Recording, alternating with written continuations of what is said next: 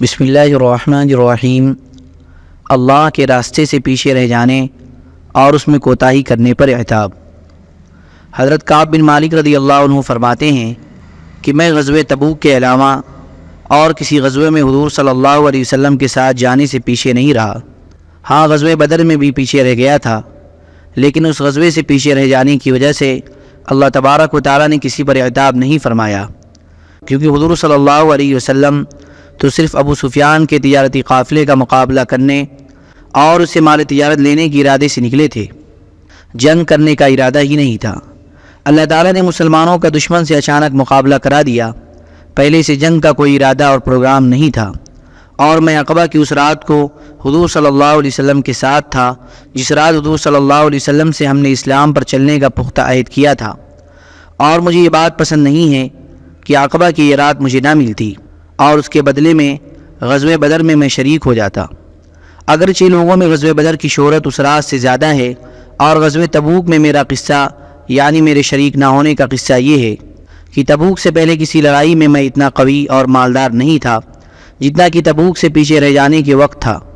اللہ کی قسم اس سے پہلے کبھی بھی میرے پاس 2 اونٹنیاں ہونے کی نوبت نہیں آئی، اور اس غزوے میں میرے پاس 2 اونٹنیاں تھیں، اور حضور صلی اللہ علیہ وسلم کی عادت شریفہ یہ تھی کہ جس طرف لڑائی کا ارادہ ہوتا تھا اس کا اظہار نہ فرماتے، بلکہ ہمیشہ دوسری طرف کے حالات وغیرہ معلوم کر لیتے تاکہ لوگ یہ سمجھیں کہ دوسری طرف جانا چاہتے ہیں۔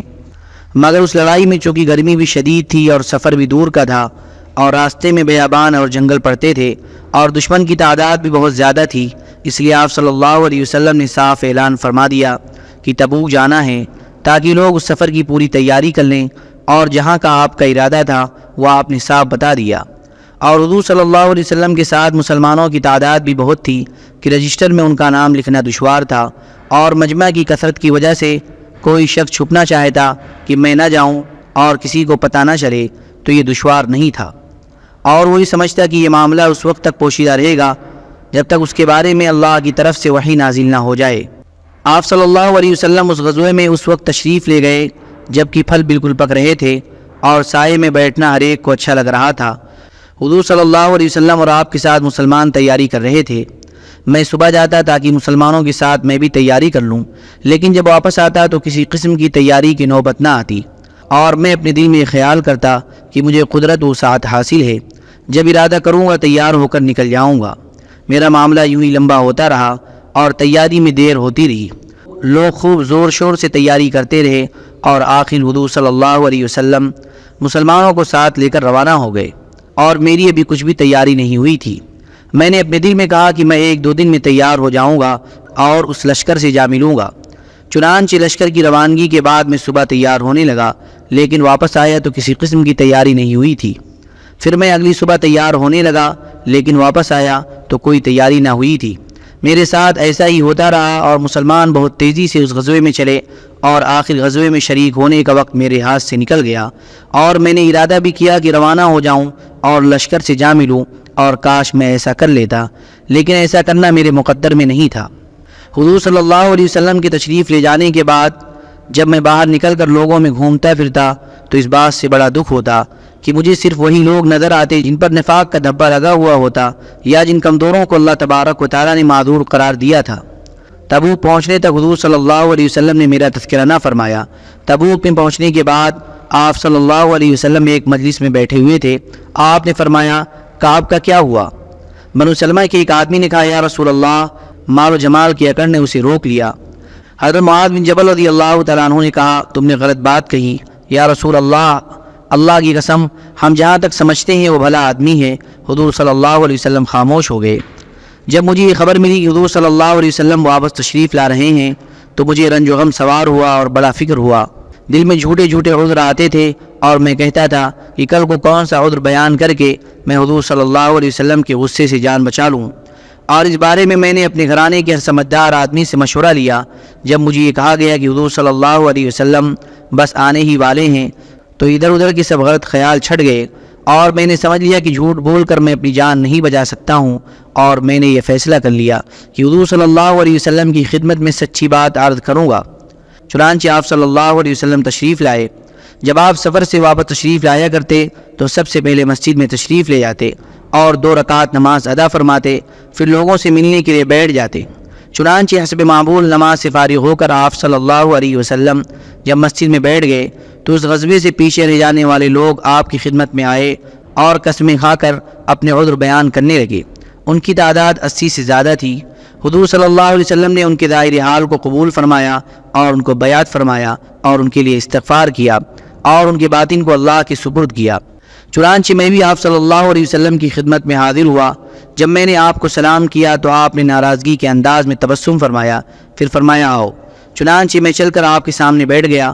آپ صلی اللہ علیہ وسلم نے مجھ سے فرمایا، تم پیچھے کیوں رہ گئے؟ کیا تم نے سواریاں نہیں خرید رکھی تھی؟ میں نے کہا جی ہاں، اللہ کی قسم اگر میں دنیا والوں میں سے کسی اور کے پاس اس وقت ہوتا تو میں اس کے غصے سے معقول عذر کے ساتھ جان بچا لیتا، کیونکہ اللہ تبارک و تعالیٰ نے مجھے زوردار بات کرنے کا سلیقہ عطا فرما رکھا ہے۔ لیکن اللہ کی قسم مجھے معلوم ہے کہ اگر آج میں آپ سے غلط بیانی کر کے آپ کو راضی کر لوں تو اللہ تبارک و تعالیٰ آپ کو اصل حقیقت بتا کر عنقریب مجھ سے ناراض کر دیں گے، اور اگر میں آپ سے سچ بول دوں گا تو اگرچہ آپ اس وقت مجھ سے ناراض ہو جائیں گے، لیکن مجھے اللہ سے یہ امید ہے کہ وہ مجھے معاف کر دیں گے۔ اللہ کی قسم مجھے کوئی عذر نہیں تھا، اور اللہ کی قسم میں اس دفعہ جو آپ سے پیچھے رہ گیا اس وقت میں جتنا قوی اور مالدار تھا اس سے پہلے کبھی اتنا نہیں تھا۔ حضور صلی اللہ علیہ وسلم نے فرمایا، اس آدمی نے سچ کہا ہے، اور آپ نے فرمایا اچھا اٹھ جاؤ، تمہارا فیصلہ اب اللہ تعالیٰ ہی خود کریں گے۔ چنانچہ میں وہاں سے اٹھا تو میرے قبیلہ بنو سلمہ کے بہت سے لوگ ایک دم اٹھے اور میرے پیچھے ہو لیے، اور انہوں نے مجھ سے کہا کہ ہمیں تو معلوم نہیں کہ تم نے اس سے پہلے گناہ کیا ہو، اور تم سے اتنا نہ ہو سکا کہ جیسے اور پیچھے رہ جانے والوں نے عذر پیش کیے تم بھی حضور صلی اللہ علیہ وسلم کے سامنے عذر پیش کر دیتے، تو حضور صلی اللہ علیہ وسلم کا تمہارے لیے استغفار فرمانا تمہارے گناہ کے لیے کافی ہو جاتا۔ اللہ کی قسم وہ لوگ مجھے ملامت کرتے رہے، یہاں تک کہ میرا ارادہ ہو گیا کہ میں حضور صلی اللہ علیہ وسلم کی خدمت میں واپس جا کر اپنی پہلی بات کی تکذیب کر دوں، لیکن میں نے ان سے پوچھا کیا ایسا معاملہ میرے علاوہ کسی اور کے ساتھ بھی پیش آیا ہے؟ انہوں نے کہا ہاں، اور 2 آدمیوں کے ساتھ بھی پیش آیا ہے، انہوں نے بھی وہی بات کہی ہے جو تم نے کہی ہے، اور ان سے بھی وہی کہا گیا ہے جو تم سے کہا گیا ہے۔ میں نے پوچھا وہ دونوں کون ہیں؟ انہوں نے کہا مرارہ بن ربیع عمری اور ہلال بن امیہ واقفی۔ چنانچہ انہوں نے میرے سامنے ایسے 2 نیک آدمیوں کا نام لیا جو غزوہ بدر میں شریک ہوئے تھے، وہ دونوں میرے شریک حال ہیں۔ جب ان لوگوں نے ان دونوں کا میرے سامنے نام لیا تو میں وہاں سے چلا گیا۔ حضور صلی اللہ علیہ وسلم نے ساتھ نہ جانے والوں میں سے ہم تینوں سے بات کرنے سے مسلمانوں کو روک دیا، چنانچہ لوگوں نے ہم سے بولنا چھوڑ دیا اور سارے لوگ ہمارے لیے بدل گئے، یہاں تک کہ مجھے زمین بدلی ہوئی نظر آنے لگی کہ یہ وہ زمین نہیں ہے جسے میں پہلے سے پہچانتا ہوں۔ ہم نے 50 دن اسی حال میں گزارے، میرے دونوں ساتھی تو عاجز بن کر گھر بیٹھ گئے اور وہ روتے رہتے تھے۔ میں ان سب میں جوان اور زیادہ طاقتور تھا، اس لیے میں باہر آتا تھا اور مسلمانوں کے ساتھ نماز میں شریک ہوتا تھا اور بازاروں میں چلتا پھرتا تھا اور کوئی مجھ سے بات نہیں کرتا تھا۔ میں حضور صلی اللہ علیہ وسلم کی خدمت میں آ کر آپ کو سلام کرتا، آپ نماز کے بعد اپنی جگہ بیٹھے ہوئے ہوتے تھے، اور میں دل میں کہتا تھا کہ میرے سلام کے جواب میں حضور صلی اللہ علیہ وسلم کے ہونٹ ہلے ہیں یا نہیں۔ پھر میں آپ کے قریب ہی نماز پڑھنے لگ جاتا اور نظر چرا کر آپ کو دیکھتا رہتا کہ آپ بھی مجھے دیکھتے ہیں یا نہیں۔ جب میں نماز میں مشغول ہو جاتا تو آپ صلی اللہ علیہ وسلم مجھے دیکھنے لگ جاتے، اور جب میں آپ کی طرف متوجہ ہوتا تو دوسری طرف منہ پھیر لیتے۔ جب لوگوں کو اس طرح اعراض کرتے ہوئے بہت عرصہ گزر گیا تو تنگ آ کر ایک دن میں چلا اور حضرت ابو قتادہ کی باغ کی دیوار پر چڑھ گیا۔ وہ میرے چچا زاد بھائی تھے اور مجھے ان سے سب سے زیادہ محبت تھی۔ میں نے ان کو سلام کیا، اللہ کی قسم انہوں نے میرے سلام کا جواب نہ دیا۔ میں نے کہا اے ابو قتادہ، میں تمہیں اللہ کا واسطہ دے کر پوچھتا ہوں، کیا تمہیں معلوم ہے کہ میں اللہ اور اس کے رسول سے محبت کرتا ہوں؟ وہ خاموش رہے۔ میں نے ان کو دوبارہ اللہ کا واسطہ دے کر پوچھا، وہ پھر خاموش رہے۔ جب میں نے ان سے تیسری مرتبہ پوچھا تو انہوں نے کہا اللہ اور اس کے رسول زیادہ جانتے ہیں۔ یہ سنتے ہی میری آنکھوں سے آنسو نکل پڑے اور وہاں سے لوٹا، یہاں تک کہ پھر دیوار پر واپسی کے لیے چڑھا۔ اسی دوران میں ایک دن مدینہ کے بازار میں جا رہا تھا کہ ایک نبطی کو جو ملک شام سے مدینہ غلہ بیچنے آتا تھا، یہ کہتے ہوئے سنا کہ کون مجھے کعب بن مالک کا پتہ بتائے گا۔ لوگ میری طرف اشارہ کرنے لگے، وہ میرے پاس آیا اور غسان کے بادشاہ کا خط مجھے دیا جو ایک ریشمی کپڑے میں لپٹا ہوا تھا۔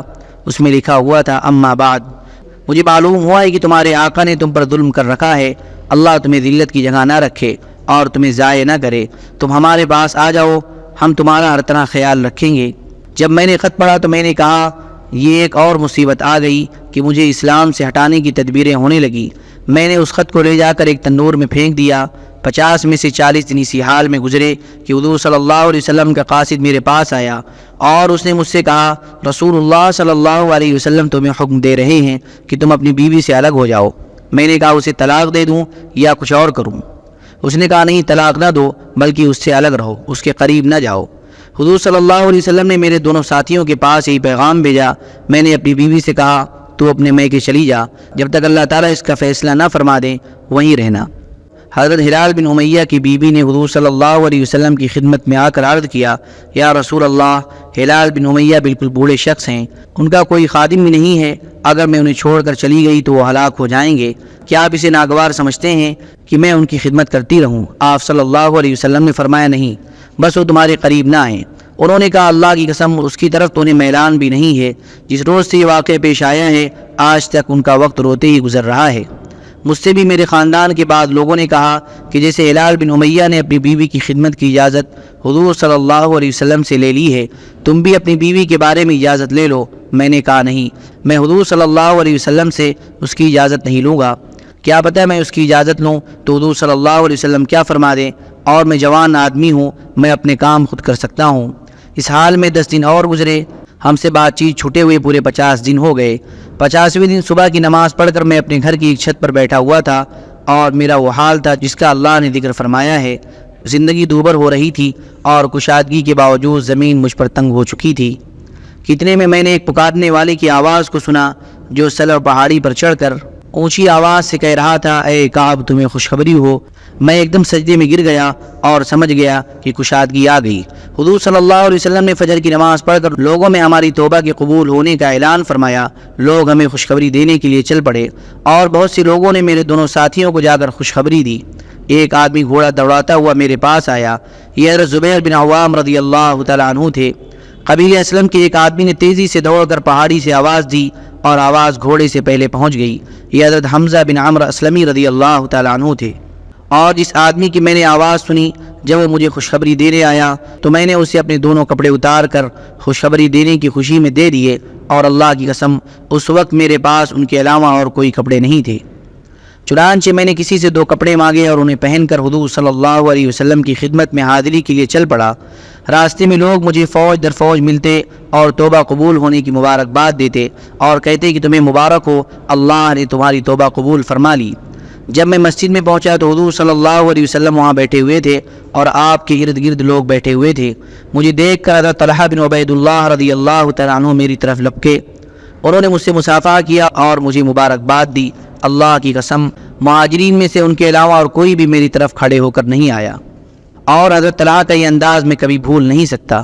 جب حضور صلی اللہ علیہ وسلم کو میں نے سلام کیا اور خوشی سے آپ کا چہرہ چمک رہا تھا تو آپ نے فرمایا کہ جب سے تم پیدا ہوئے ہو اس وقت سے لے کر اب تک جو سب سے بہترین دن تمہارے لیے آیا ہے میں تمہیں اس کی خوشخبری دیتا ہوں۔ میں نے عرض کیا یا رسول اللہ یہ آپ کی طرف سے ہے یا اللہ کی طرف سے ہے؟ آپ نے فرمایا نہیں بلکہ اللہ کی طرف سے ہے۔ جب حضور صلی اللہ علیہ وسلم خوش ہوتے تو آپ کا چہرہ چمکنے لگ جاتا تھا اور ایسا لگتا تھا گویا کہ چاند کا ٹکڑا ہے، اور آپ کے چہرے ہی سے ہمیں آپ کی خوشی کا پتہ چل جاتا تھا۔ جب میں آپ کے سامنے بیٹھ گیا تو میں نے عرض کیا یا رسول اللہ میری توبہ کی تکمیل یہ ہے کہ میری ساری جائیداد اللہ اور اس کے رسول کے نام پر صدقہ ہے، اس میں سے میں اپنے پاس کچھ نہیں رکھوں گا۔ آپ صلی اللہ علیہ وسلم نے فرمایا نہیں، اپنے پاس بھی کچھ رکھ لو، یہ تمہارے لیے زیادہ بہتر ہے۔ میں نے کہا میرا جو حصہ خیبر میں ہے وہ میں اپنے پاس رکھ لیتا ہوں، اور میں نے کہا یا رسول اللہ اللہ تعالیٰ نے مجھے سچ بولنے کی وجہ سے نجات دی ہے، لہذا میری توبہ کی تکمیل یہ ہے کہ میں عہد کرتا ہوں کہ جب تک زندہ رہوں گا ہمیشہ سچ بولوں گا۔ جب سے میں نے حضور صلی اللہ علیہ وسلم کے سامنے سچ بولا ہے اس وقت سے لے کر اب تک میرے علم کے مطابق کوئی مسلمان ایسا نہیں ہے جس پر اللہ تبارک و تعالیٰ نے ایسا بہترین انعام کیا ہو جیسا بہترین مجھ پر کیا ہے۔ اور جب سے میں نے حضور صلی اللہ علیہ وسلم سے سچ بولنے کا عہد کیا ہے اس دن سے لے کر آج تک میں نے کبھی جھوٹ بولنے کا ارادہ بھی نہیں کیا، اور مجھے امید ہے کہ آئندہ بھی اللہ تبارک و تعالیٰ مجھے جھوٹ سے بچائیں گے۔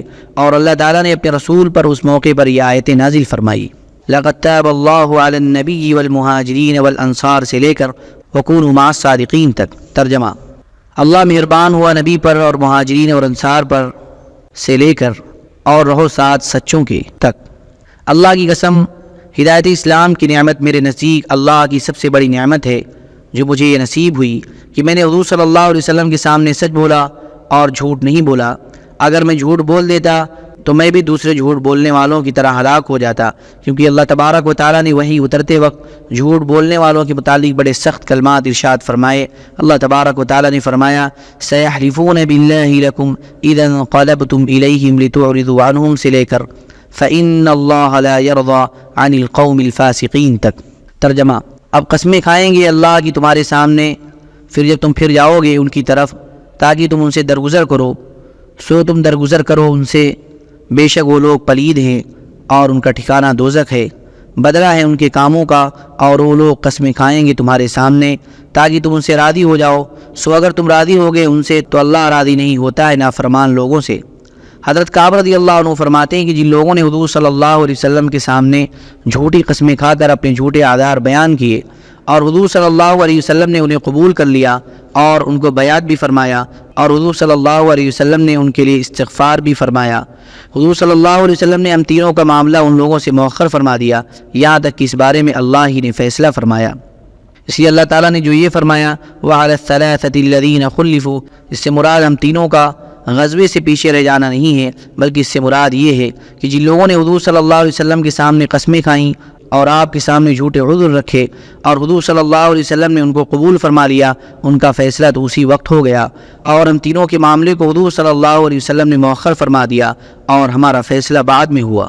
اللہم صلی علی سیدنا وحبیبنا ومحبوبنا ومولانا محمد وبارک وسلم۔ سبحان ربک رب العزة عما یصفون وسلام علی المرسلین والحمد للہ رب العالمین۔